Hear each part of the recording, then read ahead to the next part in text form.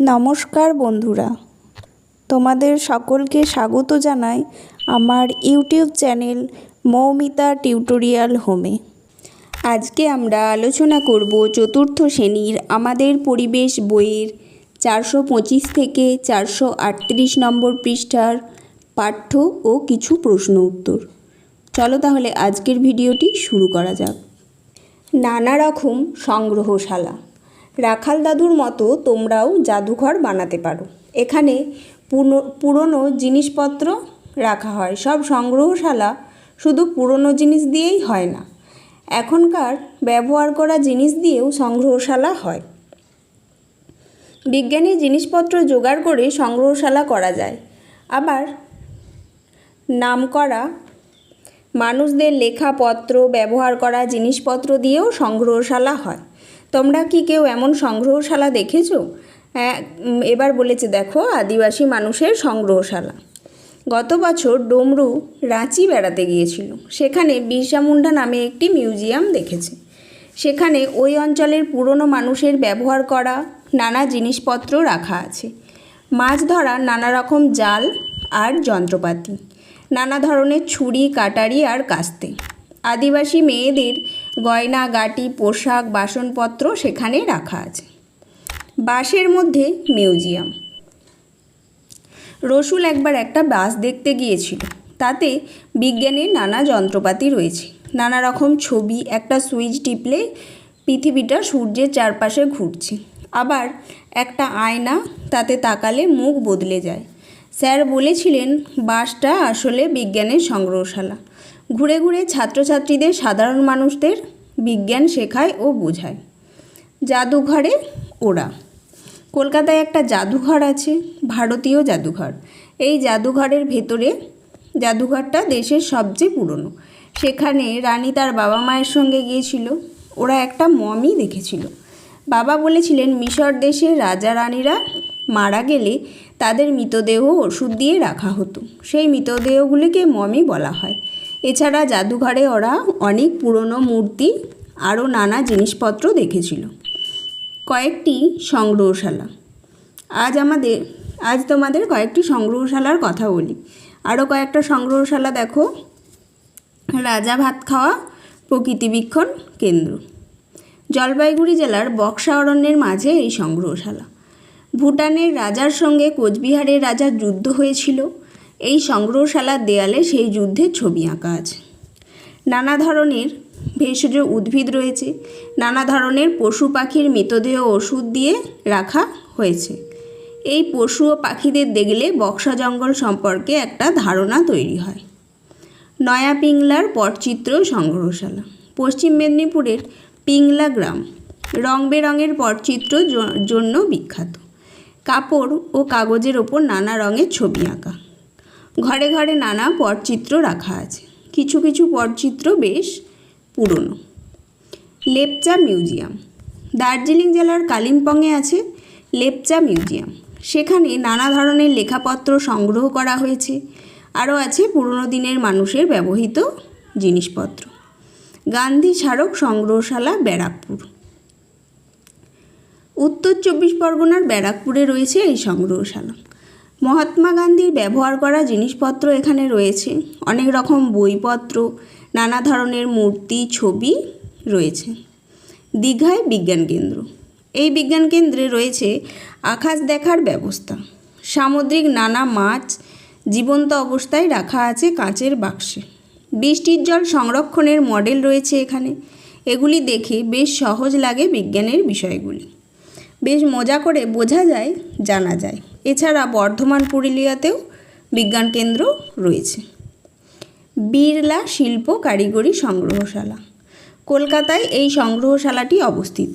এটি পূর্ব ভারতের সবচেয়ে পুরনো বিজ্ঞান মিউজিয়াম। বহু রকমের যন্ত্রপাতি, নমুনা এখানে রাখা হয়েছে। সেগুলি কিভাবে কাজ করে তাও নানা ছবি ও মডেল দিয়ে বোঝানো হয়েছে। এখানে একটি নকল কয়লার খনি রয়েছে। সেটা একেবারে আসল কয়লার খনির আদলে গড়া। এবার চলে যাব গুরুসদয় মিউজিয়াম।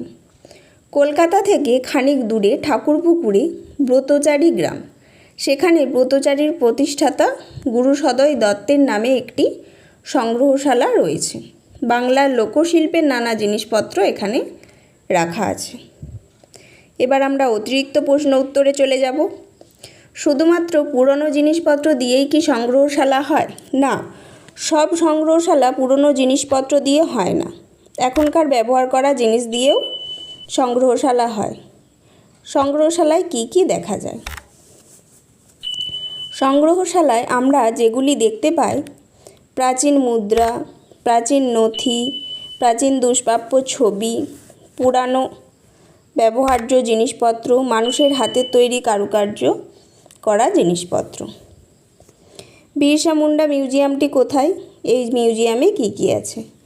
বিরসা মুন্ডা মিউজিয়ামটি রাঁচিতে।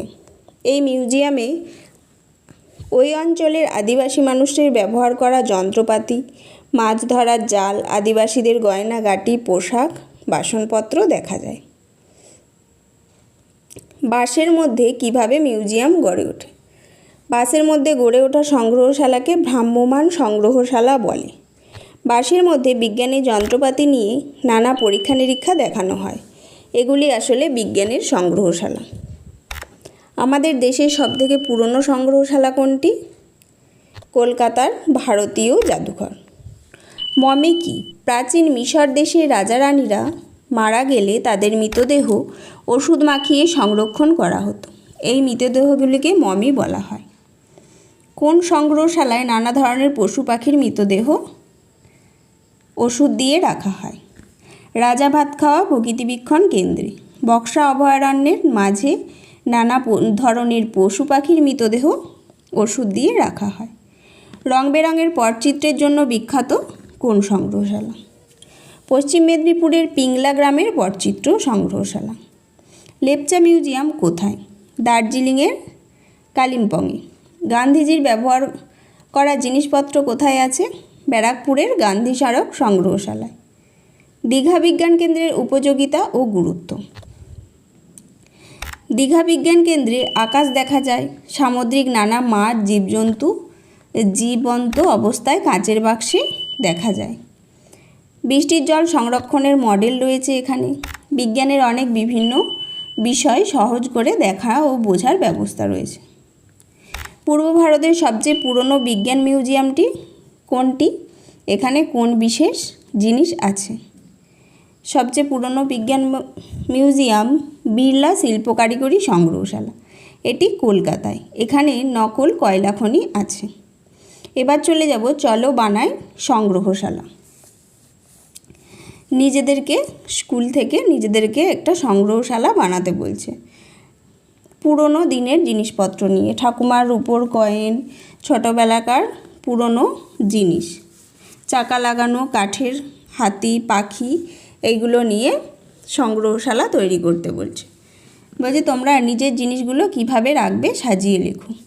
হাতের নানা কাজ, যেমন বাখারি দিয়ে তৈরি ঝুড়ি, পুরনো বাসনপত্র, পুরনো আমলের পোশাক, পুরনো দিনের ছবি, হাতে আঁকা কিংবা পটে আঁকা কিংবা ফটোগ্রাফার, পুরনো বইপত্র, বাড়িতে থাকা পুরনো মূর্তি, পয়সা, টাকা, পুরনো বৈদ্যুতিক সরঞ্জাম, কোনো জায়গায় বেড়াতে গিয়ে নিয়ে আসা কোনো জিনিস, ডাক টিকিট, চিঠিপত্র, পুরনো ডায়েরি, খবরের কাগজ, দেশলাই বাক্স, মার্বেল ইত্যাদি। আর আমরা নিচের ছকটায় চলে যাব। জিনিসের নাম। পুরনো মুদ্রা, কী কাজে লাগতো? কেনাবেচার কাজে। কী দিয়ে তৈরি? তামা, কাগজ ইত্যাদি। কোন জায়গায় পাওয়া গেছে? ঠাকুমার বাক্স থেকে। পুরনো খবরের কাগজ, তৎকালীন খবর জানতে কাজে লাগতো। কাগজ দিয়ে তৈরি, স্টোররুমে পাওয়া গেছে। পুরনো ডাক টিকিট, চিঠিপত্র পাঠানোর কাজে। কাগজ দিয়ে তৈরি, বাড়ির পুরনো চিঠি রাখার বাক্স থেকে। দূরবীন, দূরের জিনিস দেখার জন্য। প্লাস্টিক আতস কাচ দিয়ে তৈরি, দাদুর পুরনো ট্যাঙ্ক থেকে। বেতের ঝুড়ি, ফুল সবজি রাখার জন্য।